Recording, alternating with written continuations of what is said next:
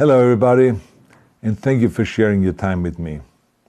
I'm sending this message through various different channels to reach my dear Russian friends and the Russian soldiers serving in Ukraine. I'm speaking to you today because there are things that are going on in the world that are being kept from you, terrible things that you should know about. But before I talk about the harsh realities, let me just tell you about the Russian who became my hero. In 1961, when I was 14 years old, a very good friend of mine invited me to come to Vienna and to watch the World Weightlifting Championships. I was in the audience when Yuri Petrovich Vlasov won the World Championship title, becoming the first human being to lift 200 kilograms over his head. And somehow a friend of mine got me backstage. All of a sudden, there I was, a 14-year-old boy, standing in front of the strongest man in the world. I couldn't believe it. He reached out to shake my hand. I still had a boy's hand. He had this powerful man's hand that swallowed mine. But he was kind, and he smiled at me. I will never forget that day. Never. I went home and put his photo above my bed to inspire me when I started lifting weights. My father told me to take down that picture and to find a German or an Austrian hero. He got really angry, and we argued back and forth. He didn't like Russians because of his experience in the Second World War. You see, he was injured at Leningrad, where the Nazi army that he was part of did vicious harm to the great city and to its brave people. But I did not take the photograph down, no, because it didn't matter to me what flag Yuri Vlasov carried. My connections to Russia didn't stop there, by the way. Oh, it actually deepened when I traveled there with bodybuilding and for my movies and met all my Russian fans. And on one of those trips, I remember, I met Yuri Vlasov once again. It was in Moscow during the filming of Red Heat, which was the first American movie allowed to film in Red Square.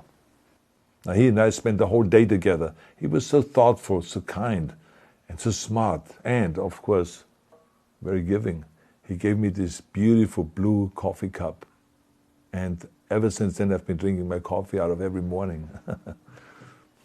Now, the reason why I'm telling you all of those things is that ever since I was 14 years old, I've had nothing but affections and respect for the people of Russia.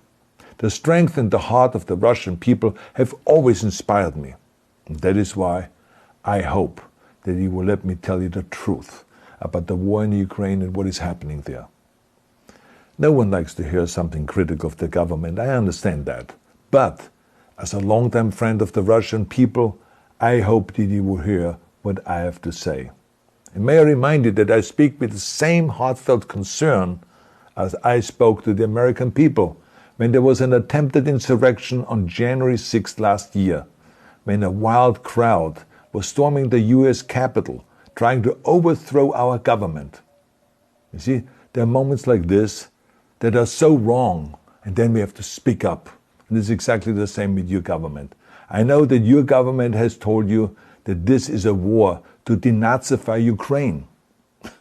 Denazify Ukraine? This is not true. Ukraine is a country with a Jewish president, I might add, whose father's 3 brothers were all murdered by the Nazis. You see, Ukraine did not start this war.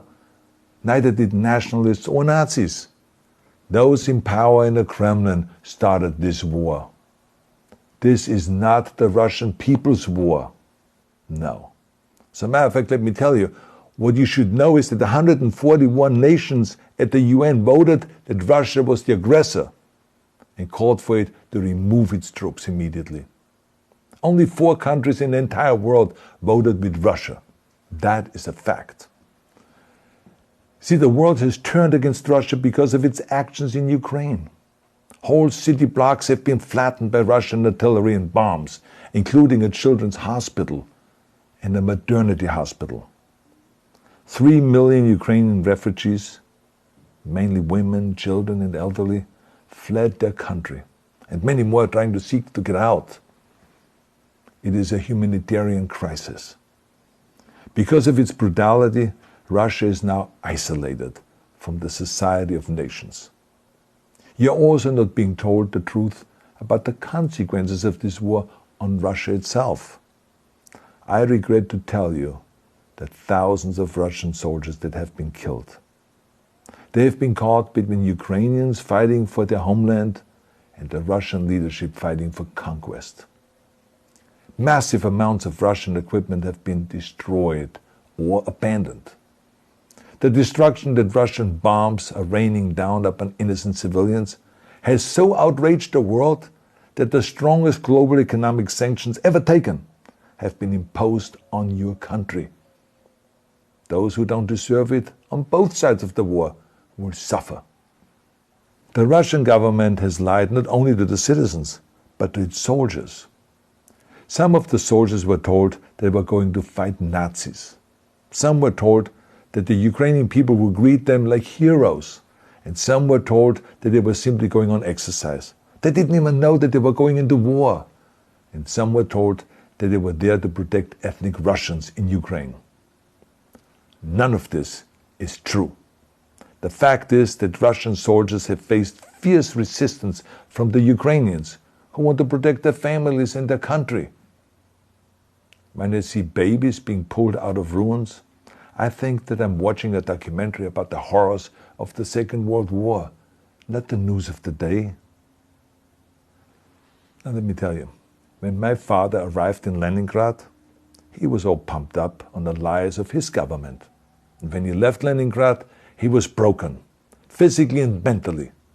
He lived the rest of his life in pain. Pain from a broken back, pain from the shrapnel that always reminded him of these terrible years, and pain from the guilt that he felt. To the Russian soldiers listening to this broadcast, you already know much of the truth that I've been speaking. You have seen it with your own eyes. I don't want you to be broken like my father. This is not the war to defend Russia that your grandfathers or your great-grandfathers fought. This is an illegal war. Your lives, your limbs, your futures are being sacrificed for a senseless war condemned by the entire world. Now, to those in power in the Kremlin, let me just ask you, why would you sacrifice those young men for your own ambitions?